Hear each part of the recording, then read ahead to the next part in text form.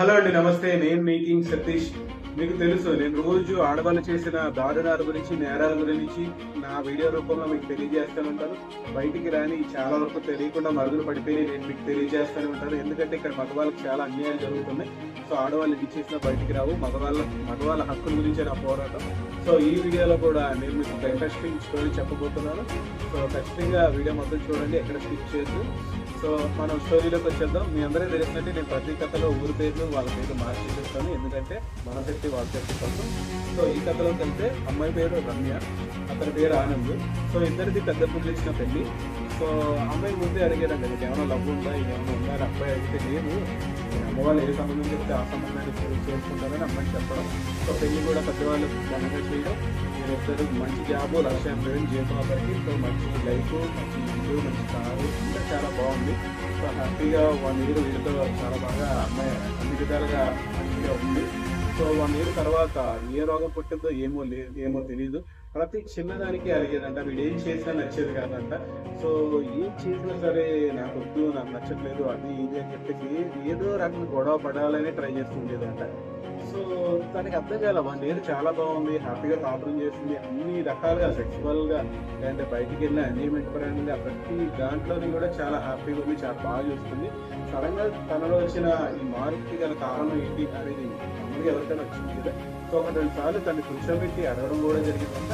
So తను చెప్పడం ఏంటంటే, నువ్వు మారిపోయావు, నువ్వు నాకు ఇంత ముందు టైం ఇవ్వట్లేదు, నువ్వు నన్ను పట్టించుకోవట్లేదు, నా మీద నీకు ప్రేమ తగ్గిపోయింది, నా మీద నీకు నోటు తీసుకెళ్ళని చెప్తే ఇలా రివర్స్లో వాడుతున్నాను. బట్ తను చెప్పడం ఏంటంటే, నేను చాలా బాగా చూస్తున్నాను, నేను అందరూ తనే నా ప్రాణం, తనే నా సర్వాన్ని మనం చెప్పడం జరిగింది.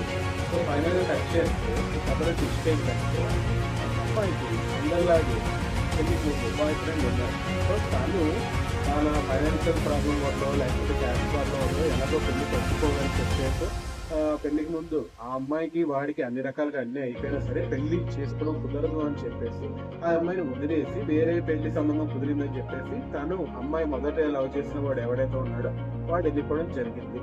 సో వాడి గురించి కొన్ని రోజులు బాధపడింది. సో ఎంత ఏడిచినా ఏం చేసినా వాడు రాడు కదా అని తెలిసి ఫైనల్లీ పెద్దలు కుదిరించిన సంబంధం మన ఆనంద బక్రా దొరికాడు కదా, వీడితో ఓకే చేసి వీడిని బక్రా చేసింది. సో 1 year కాపురం చేసిన తర్వాత అనుకోకుండా ఒక రోజు అమ్మాయి షాపింగ్కి వెళ్ళినప్పుడు ఆ మాజీ లవర్ ఎవడైతే ఉన్నాడో ఆ సాయిగాడు వాడు తనకి కనబడడం జరిగింది. సో కనబడ్డ తర్వాత సాయిగాడిని చూడంగానే మరి పాత ప్రేమ చిల్లించింది కదా, చిల్లించింది. సాయిగాడు ఏమో పెళ్లి చేసుకోకుండా అలాగే ఉండిపోయాడు. ఎందుకు అంటే ఫైనాన్షియల్గా వాడి ఇంకా సెట్ కాలేదు, వాడి దగ్గర అమ్మాయి రాలేదు, నేను మర్చిపోలేకపోతున్నాను, అందుకని నేను చేసుకోలేదు అని వాడు ఏదో చూడగా చెప్తే అవన్నీ నమ్మేసి ఫైనల్లీ అక్కడ కూడా వాళ్ళు రెగ్యులర్గా వాళ్ళు కలుసుకుని రెగ్యులర్గా కలుస్తాను ఫైనల్లీ వాళ్ళిద్దరూ పెళ్లి చేసుకోవాలని ఫిక్స్ అయిన తర్వాత మన మొగుడు ఏదో ఒక రకంగా తీసుకోవాలి కదా. ఎంత మంచివాడైనా ఎంత బాగా చూసుకున్నా సరే ఏదో గొడవలు పడిపోతే గొడవలు చెప్పేసి గొడవలు పడడం స్టార్ట్ చేసిన తర్వాత ఇంట్లో చేసి వాళ్ళు చూసుకుంటూ వెళ్ళిపోయింది. నేను వాడితో కాంప్లైంట్ చేయను, వాడు నాకు వాడిని కాంప్లైంట్ చేస్తున్నారు అని చెప్పేసి మళ్ళీ తనే స్టేషన్కి వెళ్ళి గవర్నమెంట్ చెప్పకుండా మన ఆనందం చేస్తున్నాను. అక్కడ పోలీస్ స్టేషన్లో నేను మీకు చెప్తాను కదా, నేను చాలా బాగా చూసుకున్నాను ఇవన్నీ. సో అక్కడ వాడోడు ఎంత చెప్పినా కూడా పోలీసులు వినరు కదా, అమ్మాయి సైడే వింటారు కదా.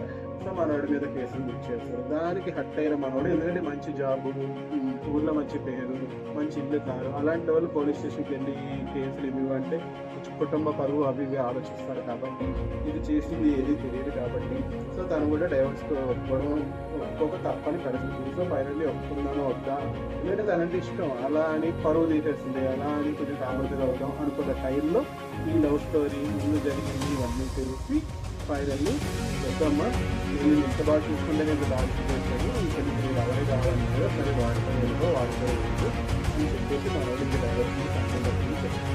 సో ఇక్కడ కూడా ఈ కథలో కూడా ఇదే ఒక మగవాడి పరిస్థితి. చట్టాలు, మాయాలు, సంఘాలు, పిల్లలు, చుట్టాలు పరువు ఇంట్లో చేస్తారు కదా. మరి అదే ఒక అన్వేషణ ఇన్ని తీసుకుని మొదలు దగ్గరికి తెలిసే పరిస్థితి వచ్చింది ఒక రకంగా. సో ఈ విషయంలో బయటికి రాదు, ఎవరు చెప్పరు, ఎవరు పట్టించుకోరు, ఎందుకంటే చట్టాలన్నీ ఆడవాళ్ళకి చుట్టాలి. సో దీని గురించి ఏం చెప్పబోతున్నారో, ఏం రాయబోతున్నారో మీరు మీ కామెంట్ రూపంలో చెప్పండి నాకు. సో వీడియో నచ్చితే లైక్ చేయండి, షేర్ చేయండి. తెలుసుకోవడం నేను మీ కింగ్ సతీష్. మరి బాయ్.